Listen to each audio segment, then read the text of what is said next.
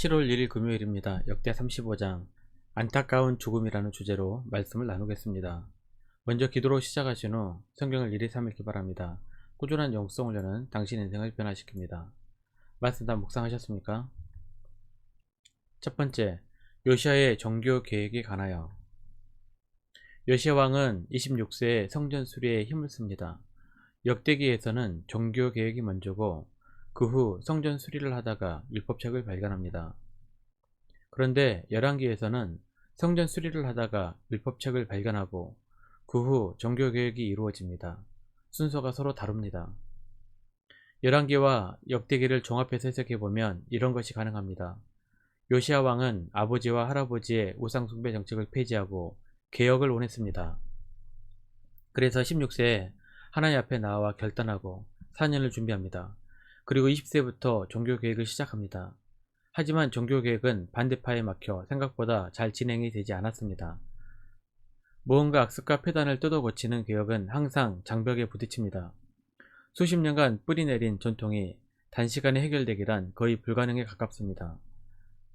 요시아 왕은 그 후 6년이 지나 26세에 마음을 비우고 먼저 성전 수리를 하기로 합니다. 성전 수리를 하다가 율법책을 발견하게 되고 그것이 동력이 되어 다시 강력한 종교개혁을 단행합니다. 첫 번째 종교개혁은 실패했지만 두 번째 개혁은 대성공을 이루게 됩니다. 요시아 왕의 혁명적인 개혁은 열왕기에서 더 자세하게 기록하고 있습니다. 요시아 왕은 성전에서 바알과 아세라와 천체 숭배와 관련된 모든 것들을 내다가 기드론 밭에서 불살라 버립니다. 우상 숭배를 관장했던 제사장들을 다 숙청하여 버립니다. 또한 전국의 산당들을 폐지하고 산당을 섬겼던 제사장들은 여호와의 성전에 출입을 금합니다. 요시아 왕은 북왕국 초대 왕이었던 여로보암이 베델과 단에 세웠던 금송아지 제단 중 베델 제단을 폐지해버립니다. 베델만 폐지한 것을 보니 남왕국에 가까이 있었던 베델은 남왕국 땅에 귀속된 것 같습니다. 북쪽에 있었던 단은 아수르 제국의 영토라서 어쩔 수 없었을 것입니다. 두 번째, 유월절을 회복하다. 요시아 왕은 히스기야 왕 이후 지켜지지 않았던 유월절 절기를 부활시킵니다. 1절입니다. 요시아가 예루살렘에서 여호와께 유월절을 지켜 첫째 달 14째 날에 유월절 어린 양을 잡으니라.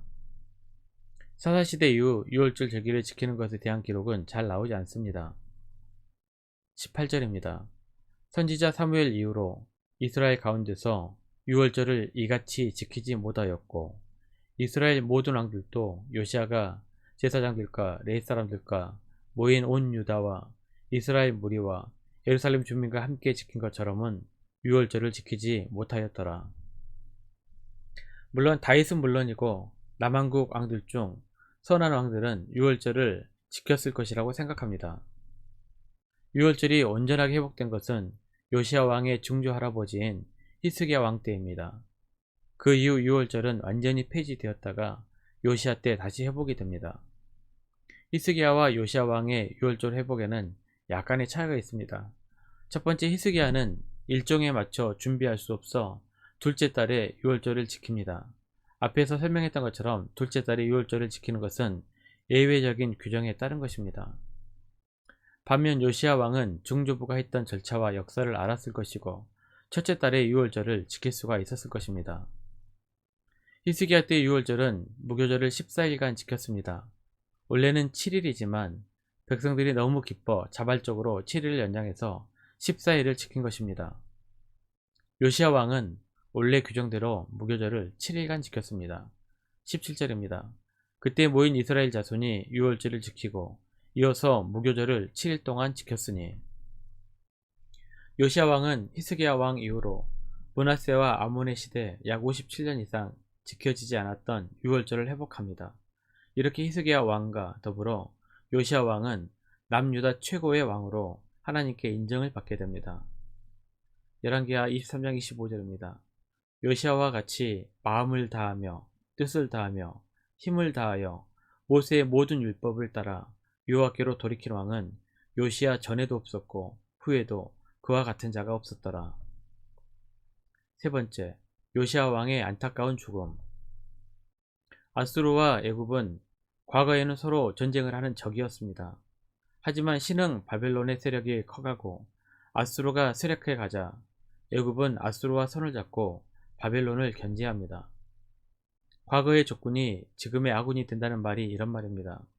애굽 왕 누고는 아수르와 손을 잡고 바벨론을 치기 위해 이스라엘의 무깃돌을 지나가야 했습니다.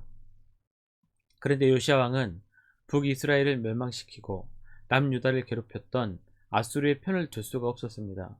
그래서 아수르를 도우러 온 애굽과 무깃도에서 전쟁을 하게 됩니다. 20절입니다. 이 모든 일 후 곧 요시야가 성전을 정돈하기를 마친 후에 애굽 왕 누고가 유브라데 강가에 갈그미스를 치러 올라왔으므로 요시야가 나가서 방비하였더라. 이집트의 바로 누고 왕이 아수르를 돕기에 갈그미스로 가는 도중 유다를 지나야 했습니다. 이때의 전쟁 중 안타깝게도 남유다의 최고의 성군이었던 요시야 왕이 전사하게 됩니다. 24절 25절입니다. 그 부하들이 그를 병거에서 내리게 하고 그의 버금 병거에 태워 예루살렘에 이른 후에 그가 죽으니 그의 조상들의 묘실에 장사되니라. 온 유다와 예루살렘 사람들이 요시야를 슬퍼하고 예레미야는 그를 위하여 애가를 지었으며 모든 노래하는 남자들과 여자들은 요시야를 슬피 노래하니 이스라엘의 규례가 되어 오늘까지 이르렀으며 그 가사는 애가 중에 기록되었더라.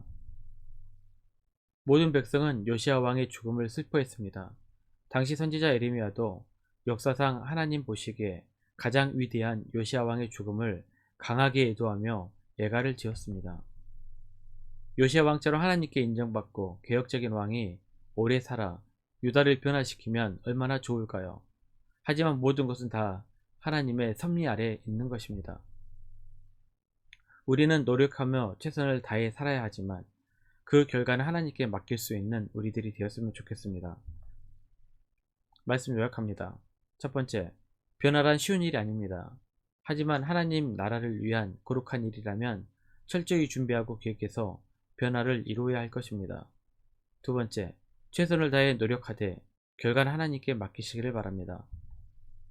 1년 성경기도 주간계획입니다. 오늘 금요일 시편 118편에서 120편까지 말씀을 천천히 묵상하십시오. 7월 중보기도 제목입니다. 5가지 기도 제목을 놓고 충분히 기도하시고 교회와 개인 기도의 시간을 가지시기 바랍니다. 가정에서 기도하시기 힘드신 분들은 교회 나오셔서 주중 기도의 시간을 이용하시면 됩니다. 주중 기도의 시간은 새벽 6시부터 밤 10시까지입니다.